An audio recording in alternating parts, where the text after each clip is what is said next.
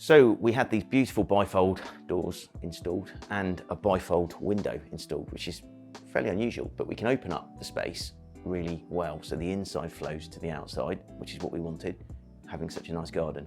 So we thought, what we're going to do for blinds? We haven't really got a preference, but we thought we'd do something that's functional, that looks stylish, that insulates the windows in the winter, and it reflects the glare when you want it in the sunlight.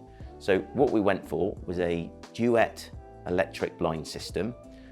There are 6 of them here actually, and they all work on something like this remote control. So literally you can set them as a group, so they all work together, or you can work them individually. And they go up and down very quietly, very smoothly, and they're rechargeable. So they're not actually kind of wired up to anything. They just literally plug a charger in every 6 months or so, and they work really well, and really pleased with the end result.